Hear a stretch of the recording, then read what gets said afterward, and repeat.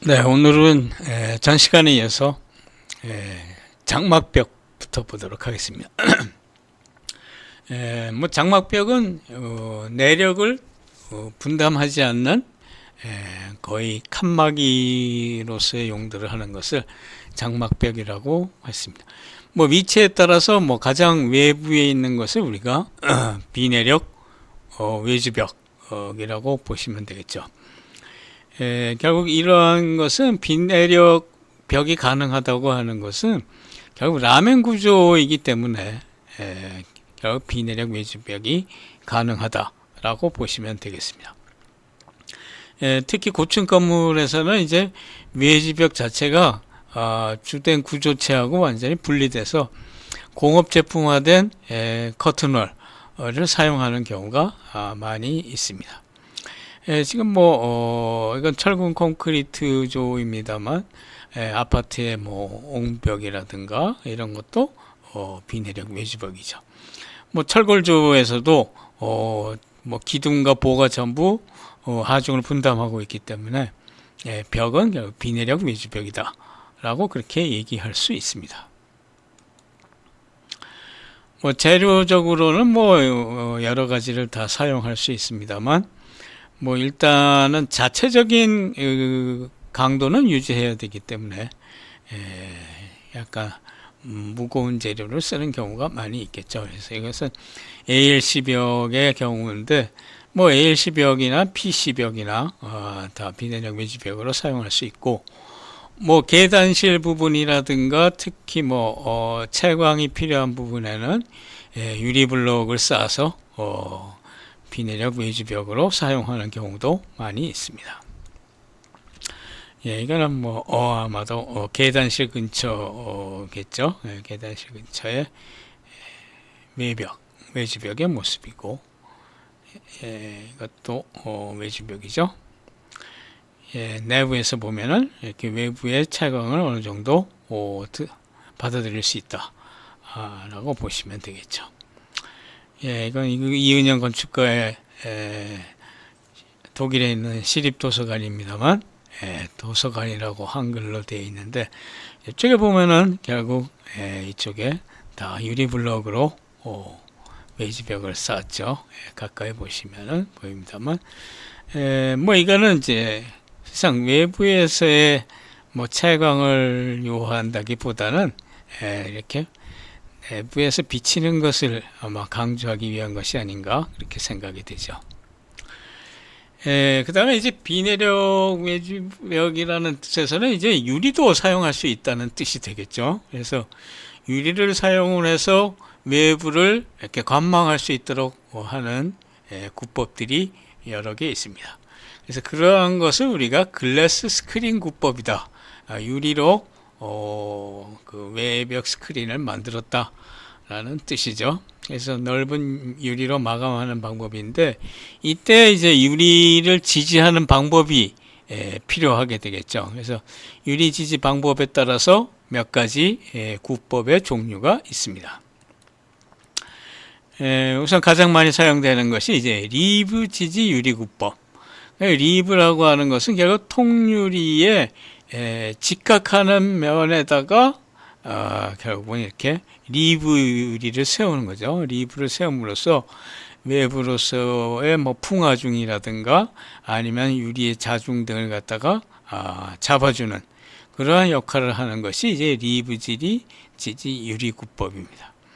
그래서 지금 이것도 1층의 부분이고, 이거는 결국 레스토랑이라든가 이런 부분에서 외부를 관망할 수 있도록 넓은 통창을 만든 경우죠.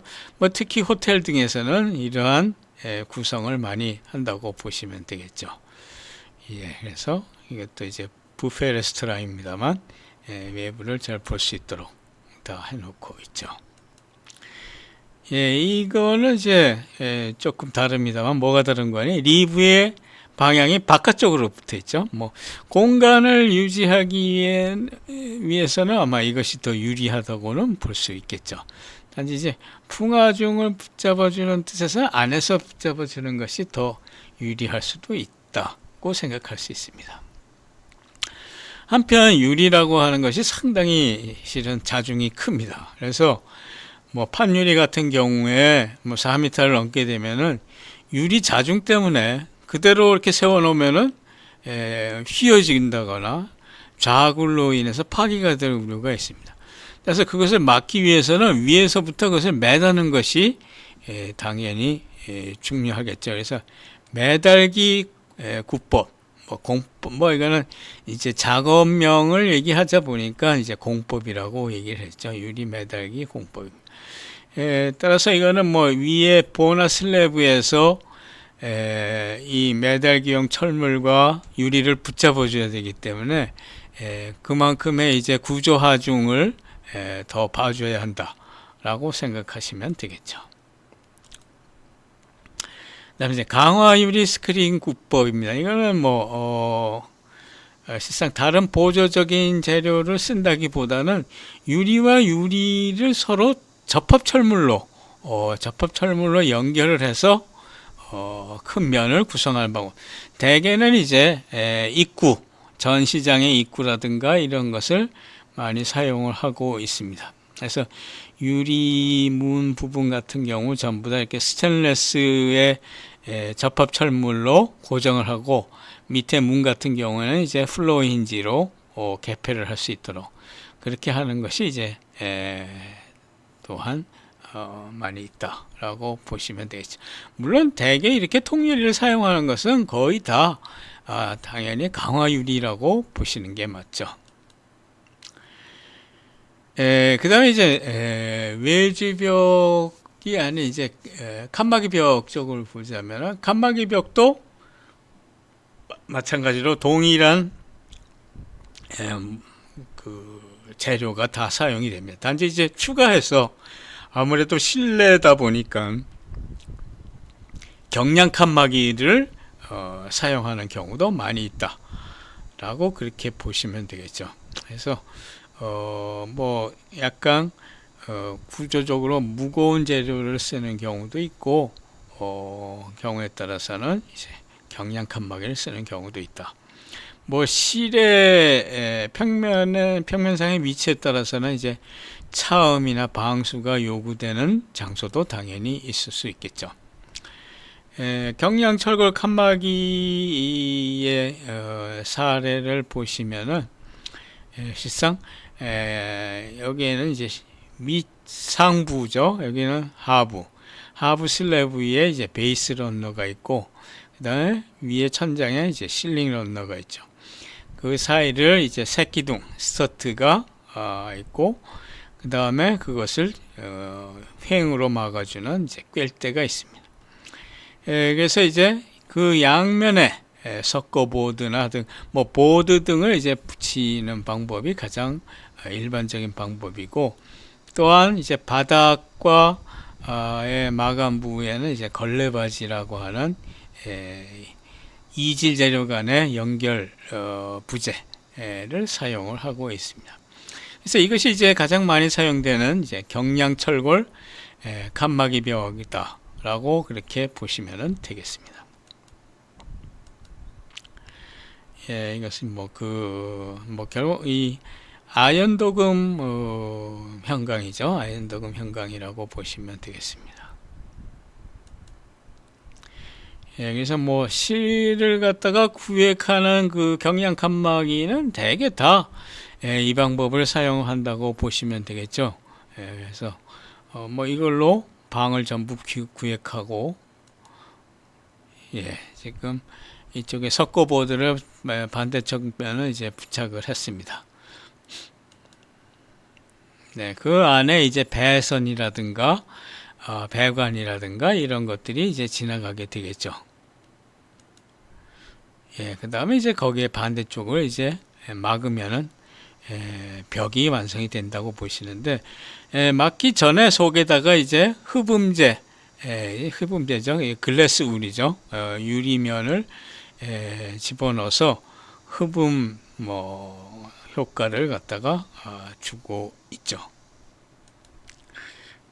그래서 완전히 다 마감을 하고 전기 콘센트라든가 이런 것들이 나오는 구멍만 다 뚫어 놓고 뭐 석고보드 그 자체로 마감을 할 수는 없으니까 나중에 여기에 다시 인테리어 마감이 온다고 보시면 되겠죠.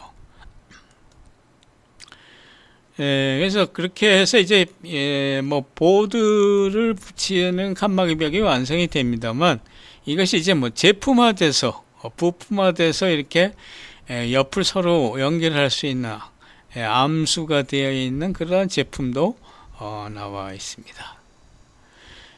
물론 일반적으로 이제 칸막이 벽이라는 것은 이제 고정이죠, 픽스입니다만, 뭐 그 평면의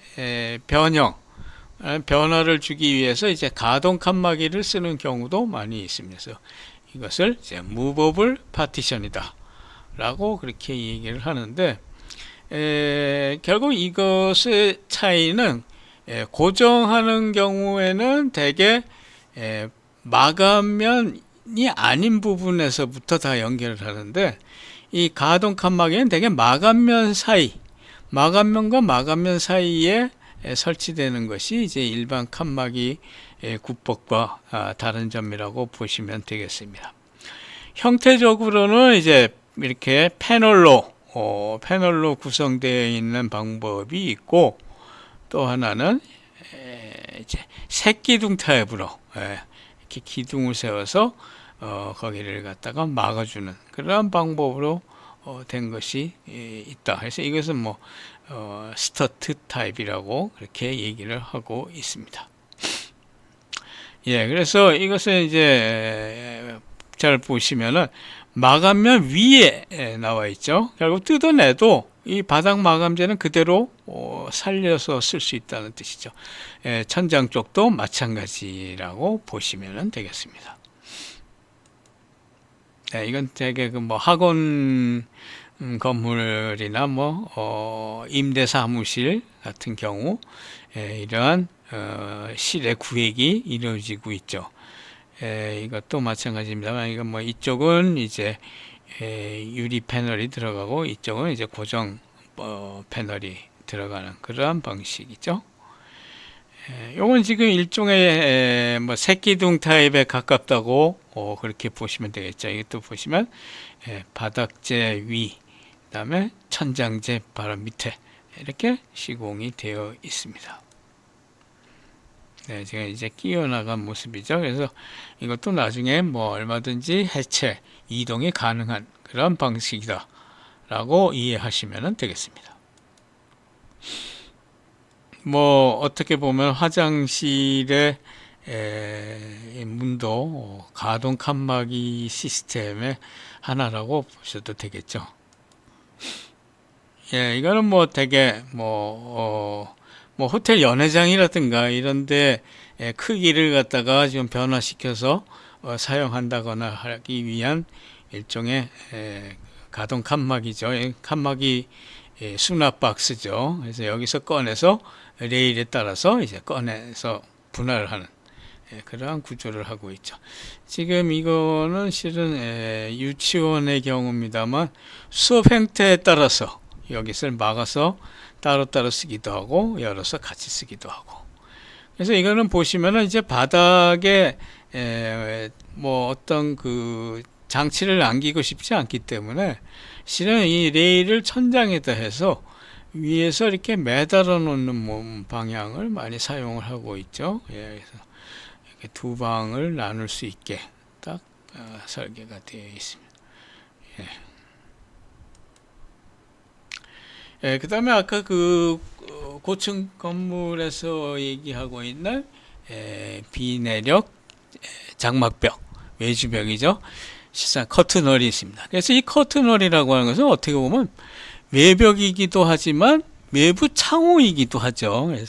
그래서 두 가지 성능을 지금 겸한 그러한 재료라고 보시면 되겠는데, 뭐 기본 구조체하고 떨어져 있기 때문에 실상 어떻게 보면 외벽을 경량화하는 목적에도 좋고, 그 다음에 시공을 갖다가 이제 병행할 수도 있고 따로따로 할 수도 있죠. 그 다음에 프리패브리케이션, 이제 공장 생산이라고 하는 것이 이제 굉장히 큰 장점이 됩니다. 따라서 공장 생산의 장점, 결국 품질의 안정화, 그 다음에 공기 단축이 되겠죠.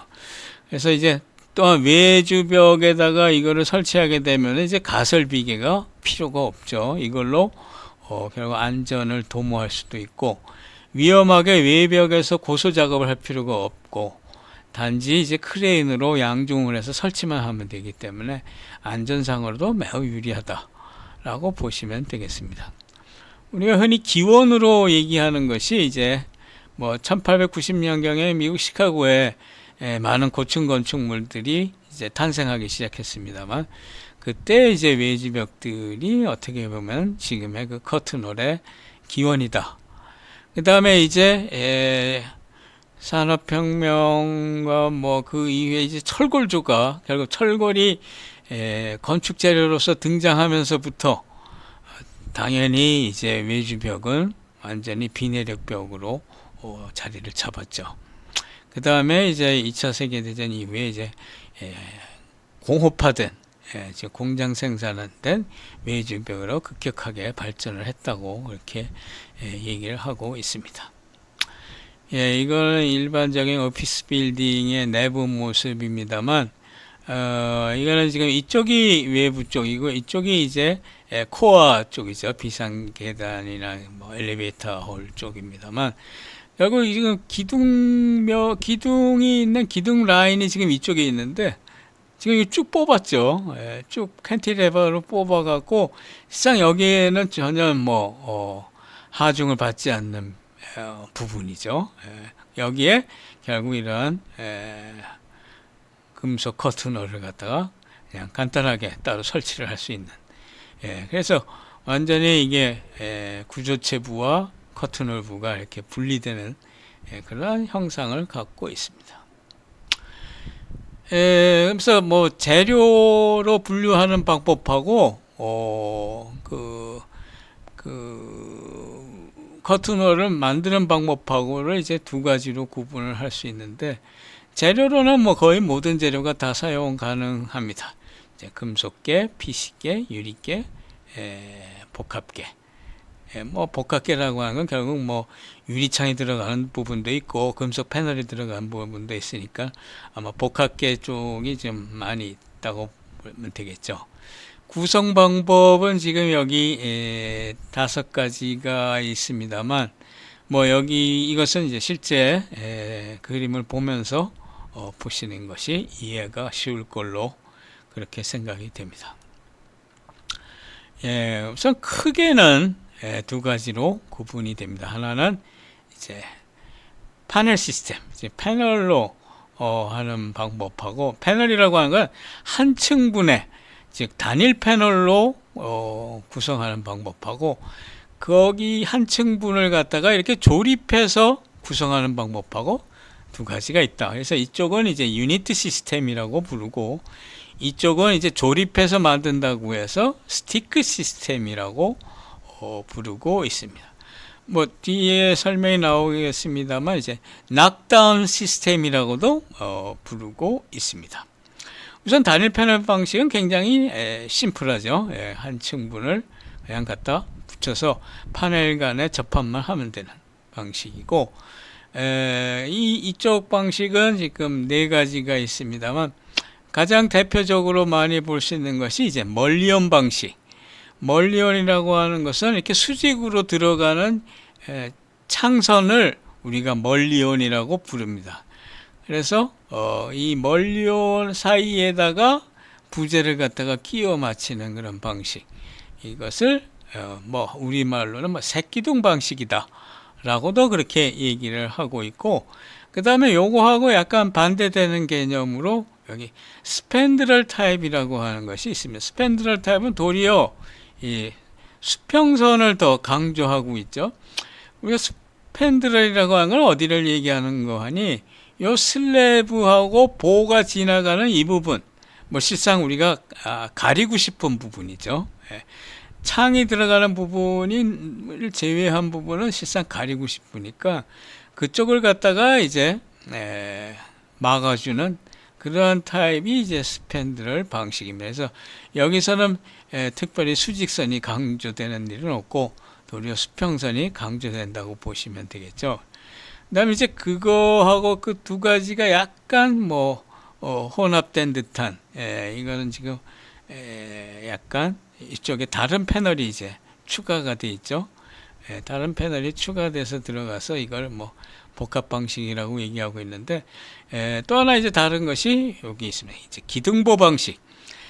아무래도 초고층의 경우, 오피스 빌딩의 경우는 대부분이 다 라멘 구조가 되겠죠. 그래서 기둥과 보가 주된 구조체인데, 이 구조체를 갖다가 이제 바깥에서 좀 덮어주는, 공장 제품 부재로 덮어서 씌우는 방식.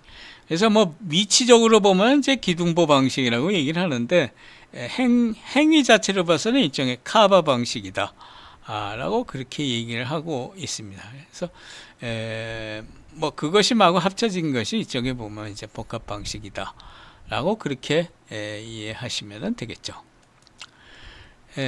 멀리언 방식은 결국은 현장에서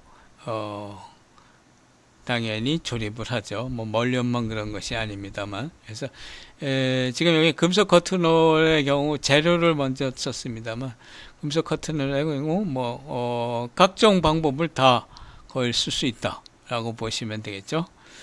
지금 자세하게 그렸습니다만 이제 이게 멀리온이고, 옆에 이렇게 보호하고 슬래브가 들어가는 부분은 이제 스팬드럴, 그 다음에 옆으로 이렇게 꿰일 때처럼 된 수평 창선, 이것이 이제 트랜섬이죠. 그 다음에 이제 바깥을 볼 수 있는 이제 투명부, 글래스, 이렇게 대개는 만들어져 있다라고 보시면 되겠죠. 실제로 우리가 시내에서 많이 보면은 이렇게 수직선이 강조되어 있는 것들을 많이 볼 수가 있습니다. 이런 것들 이제 멀리언 방식이다라고 그렇게 이해를 하시면 좋겠죠. 이쪽에 지금 이제 스팬드럴 패널들이 지금 들어가 있는 모습이죠.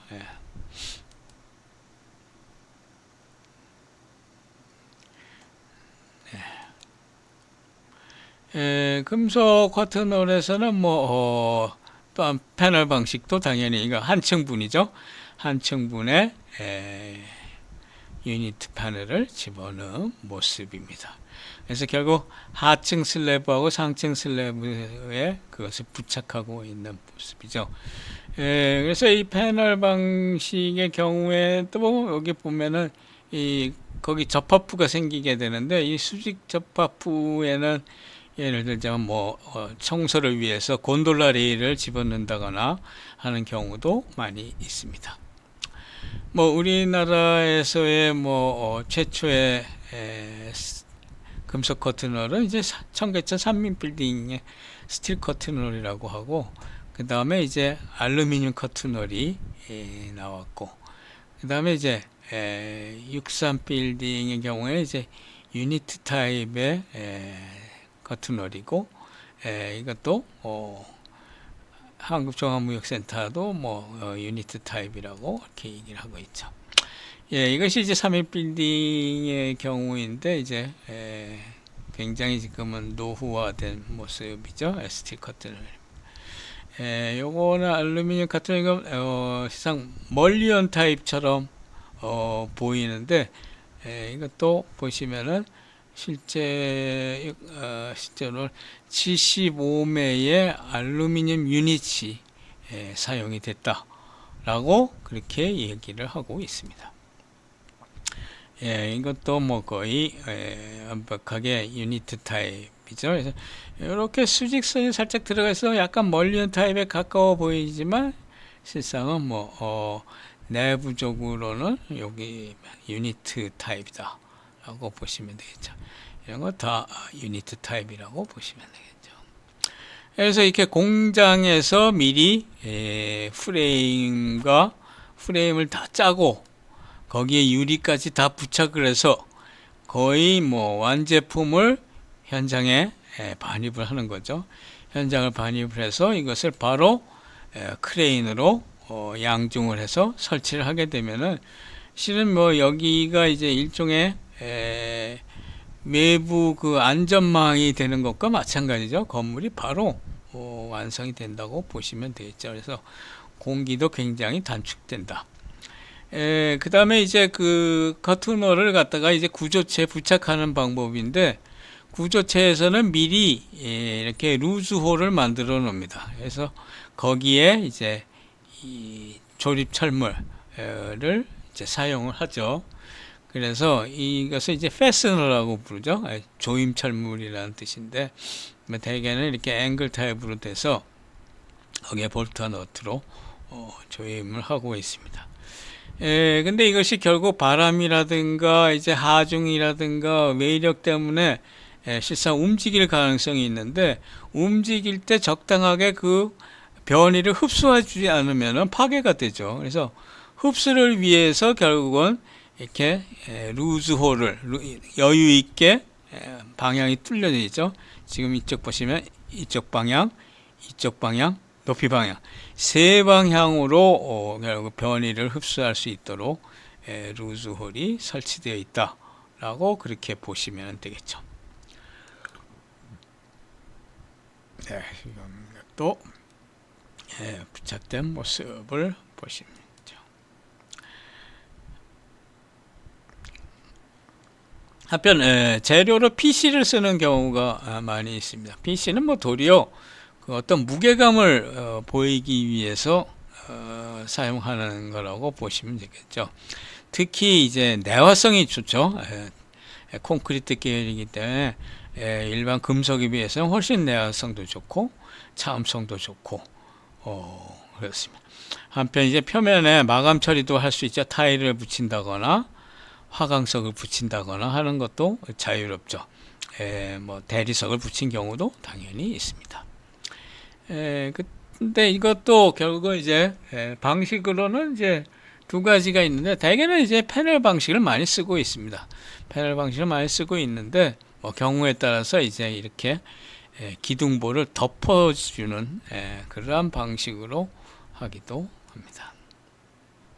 네, 이거 한국 어린이회관이죠. 남산에는. 그 다음에 삼성 본관, 프리캐스트 유니트 타입이죠.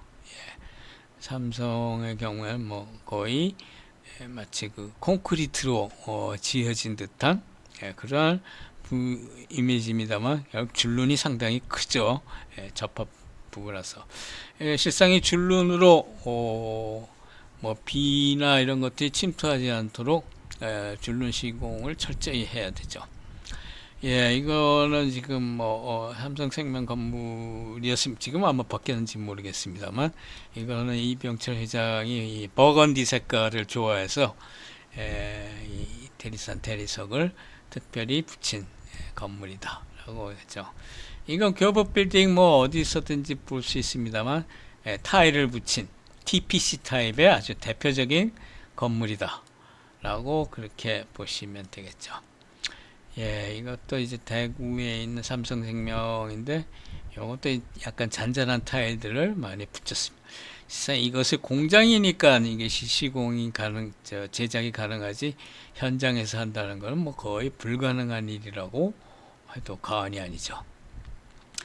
공장에서 지금 TPC를 만들고 있는 모습이죠. 그래서 그것을 갖다가 이렇게, 뭐 일본의 경우입니다만 PC 아파트의 경우입니다. 이렇게 벽으로 타일 붙인 벽으로 마감을 하고 있죠.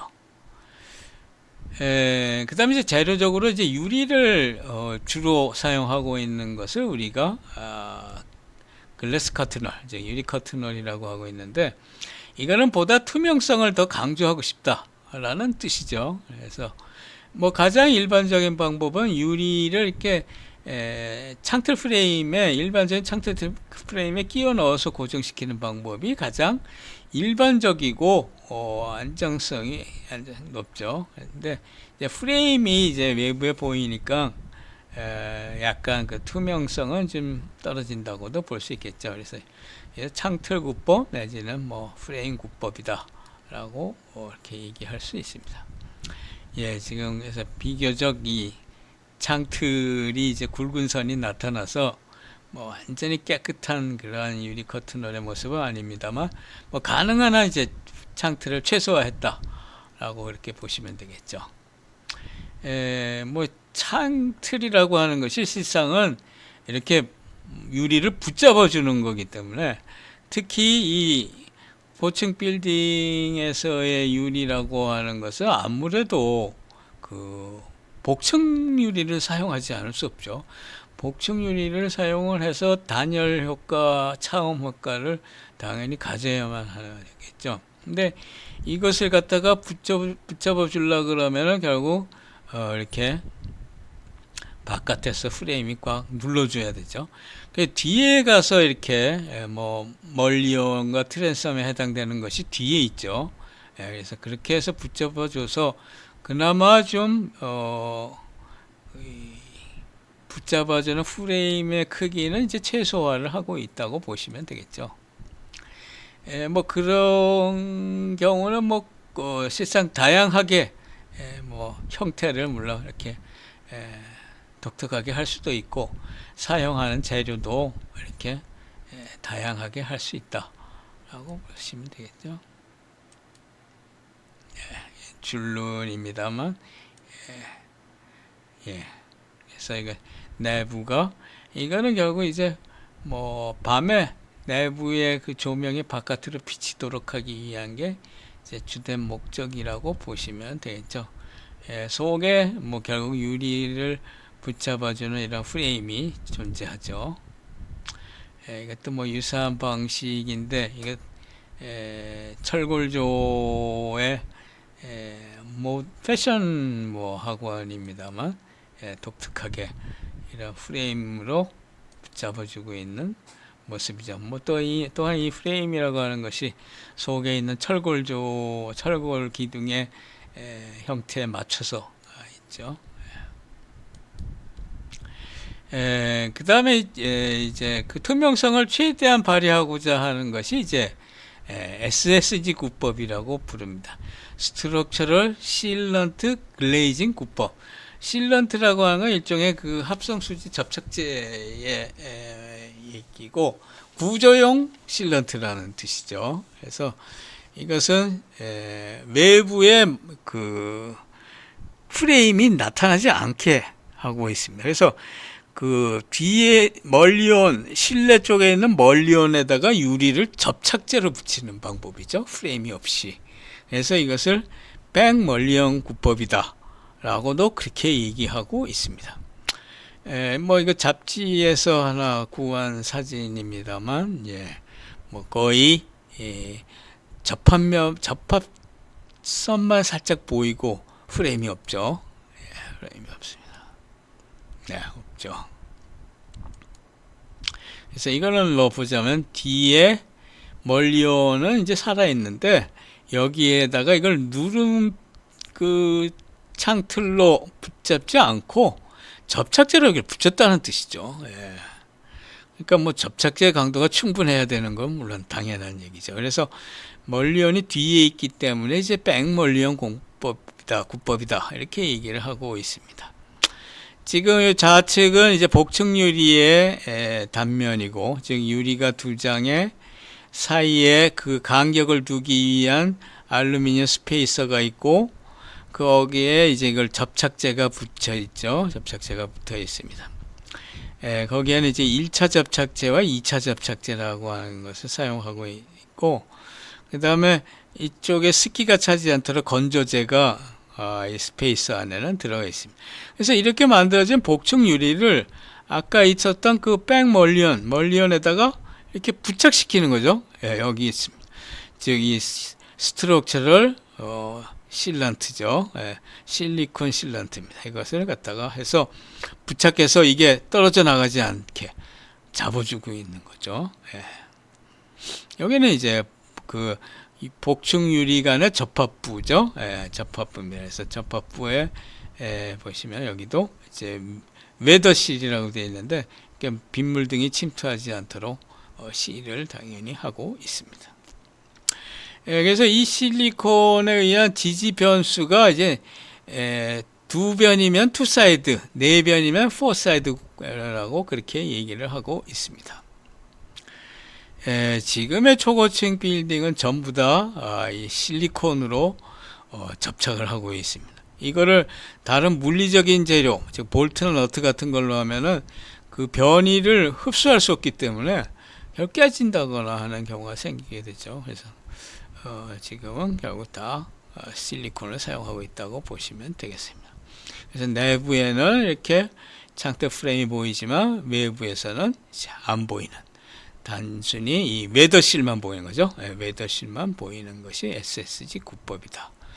이것도 지금 안에서는 창틀이 보이지만 바깥쪽에서는 안 보이죠. 네, 여기에서는 뭐 이것도 이제 SSG입니다만 부위에 따라서 이제 4사이드, 2사이드, 뭐 3사이드 이렇게 갈린다고 보시면 되겠죠. 예, 이건 경주에 있는 겁니다만 실은 이 전망탑은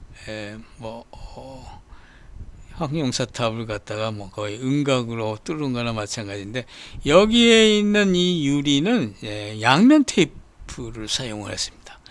스카치사의 양면 테이프를 부착을 해서 결국 실리콘 대신에 양면 테이프를 썼다 라고 이해하시면 되겠죠. 여기에서도 뭐 같은, 이거는 대구에 있는 대구은행 제2본사 건물입니다만, 그래서 거기에 이제 그 스페이스 테이프라고 하는 것을 사용을 하고 있습니다. 그래서 여기에서 SSGS 공법이라고 하거든요.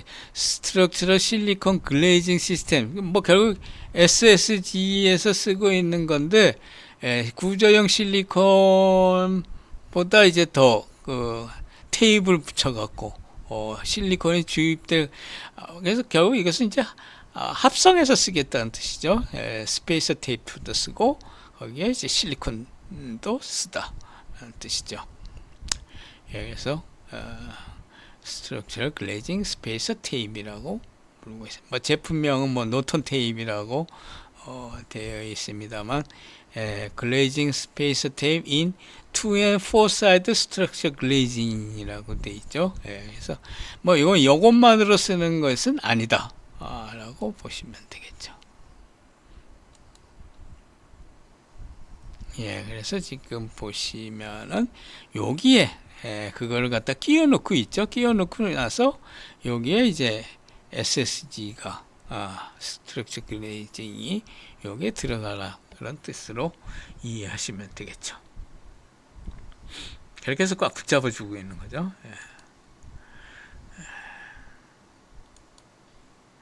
그 다음에 이제 다른 방법으로 이제 DPG 구법이 있습니다. 결국 DPG하고 SSG는 뭐 투명성을 최대하기 위한 유리구법의 두 종류라고 보시면 되는데, 여기에는 도트인 것처럼 이제 점지지 방식의 구법이다 라고 그렇게 이해하시면 되겠죠. 그래서 이거는 모서리나 이제 중앙부에 구멍을 뚫어서 볼트를 관통시켜서 이제 지지철물에 고정시키는 점지지 방식이죠.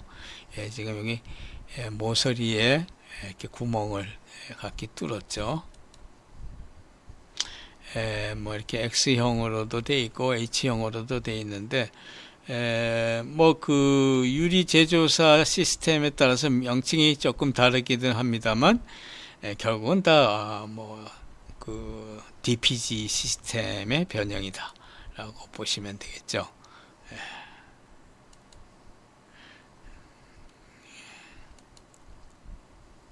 네, 결국은 이제 지지하는 프레임에다가 이 철물, 뭐 속칭 스파이더 철물이라고도 얘기를 합니다만, 그걸로 유리를 붙잡아주고 있는 모습이죠. 이건 지금 뭐 투명 유리로 완전히 붙잡아주고 있죠. 물론 속에 있는 이 스팬드럴 부분, 이거 다 미리 다 어느 정도 마감을 해놨죠.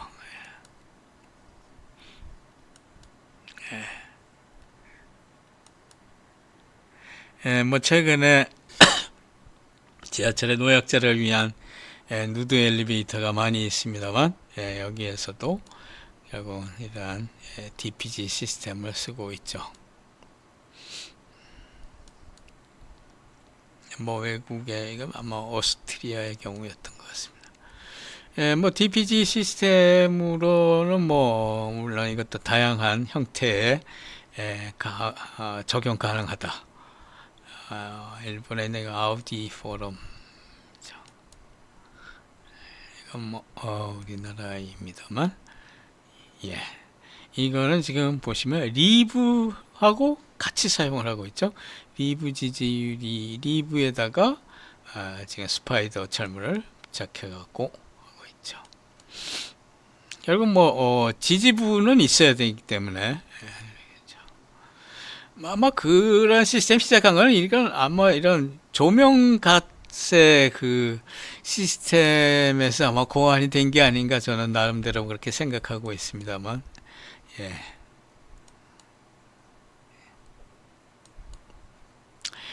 그 다음에 최근에 조금 또 새롭게 나온 게 이제 메탈 포인트 글레이징이라고 하는 것이 또 있죠. 이것도 이거는 약간 그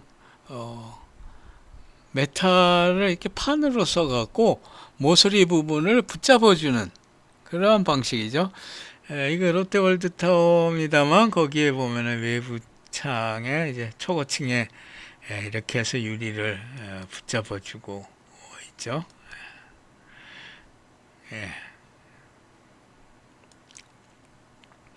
이거는 뭐 커피숍입니다만, 뭐 형태가 조금 다를 뿐. 이것도 이제 리브 유리에 이제 그걸 부착했죠.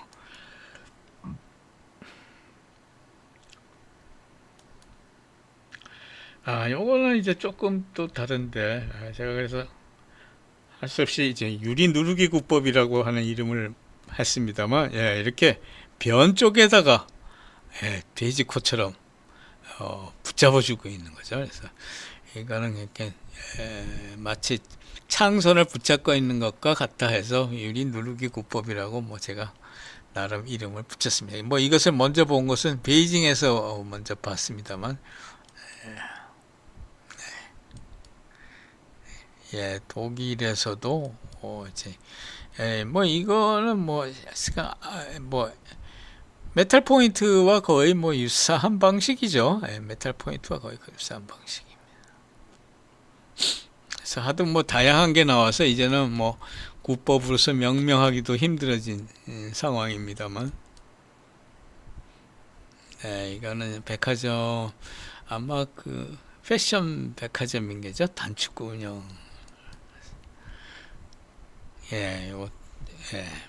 MPG에 가까운 방식이죠.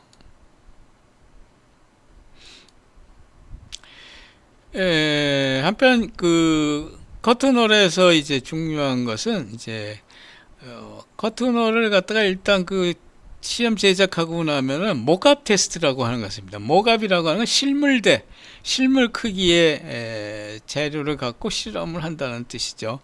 그 항목이 5가지가 있습니다. 아무래도 초고층의 외주벽으로 사용하는 거기 때문에 이렇게 5가지 테마가 굉장히 중요하죠. 기밀성, 수밀성, 구조 성능, 층간 변이 테스트, 열선한 테스트. 그래서 이것은 뭐 잘 기억해 주시면 좋겠습니다. 그래서 실제 그 제작을 해서 그것을 이제 샘플로 이렇게 부착을 한 뒤에 뭐 물 뿌리기를 한다거나 바람을 쏘인다거나 흔든다거나 뭐 하는 방법으로 결국은 성능을 테스트를 합니다. 이것을 이제 모캅 테스트라고 부르고 있습니다. 그래서 내부에서 그것을 이제 확인하는 거죠. 과연 소종의 성능을 유지하고 있는가라는 거죠.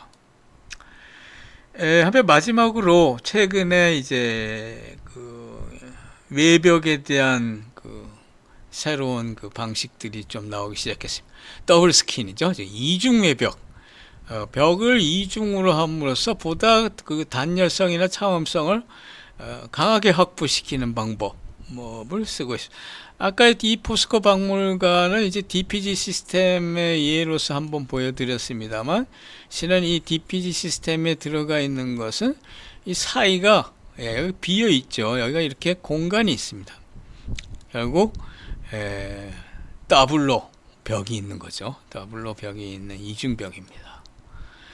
이게 아마 관악구청사인 것 같습니다만, 이것도 외부에 커튼홀, 유리 커튼홀이 있음에도 불구하고 바깥에 한 번 더 돌리고 있죠. 예, 이렇게 해놨습니다. 이거는 이제 유지 관리가 어떻게 하는지 조금 모르겠습니다만, 일단 이렇게 전체를 한 것은 아니고 부분적으로 이렇게 이중 외벽을 만들어 놨죠. 그래서 뭐 투명성은 해치지 않으면서도 아마 차음이나 단열 성능은 좀 확보가 됐다. 이거 토레아바르는 이것도 보시면은 이렇게 되어 있는데, 바깥에 이렇게 루버가 설치가 되어 있죠. 루버가 설치가 돼서 이거는 뭐 경우에 따라서 닫았다 열었다를 하는 것 같습니다만, 그 사이에는 물론 이렇게, 이건 뭐 유지 관리가 쉽겠죠. 지나갈 수 있는 통로를 만들어 놨기 때문에, 그래서 이거는 뭐 아마 자동으로 각도를 조절할 수 있게 되어 있는 것이 아닌가 모르겠습니다. 한편 논현동에는 아주 독특하게도 이렇게 벌집 같은 건물이 하나 있죠. 이거는 도리어 콘크리트 외피를 바깥에 두고 속에다가 이제 유리 커튼홀을 한 아주 독특한 사고라고 볼 수 있겠죠. 그래서 이거를 결국은 이제 스킨이냐 뭐 구조냐 조금 독특합니다만, 이제 결국 이것은 이제 그늘도 만들어주고 뭐 다양한 조망을 만든다는 특징이 있겠죠. 그래서 일종의 이렇게 아마 차양의 역할도 하고, 그 다음에 열을 막아주기도 하고, 뭐 그러한 역할을 하는 것 같습니다. 이제 이것으로서 이제 벽 부분은 이제 강의를 마치겠습니다.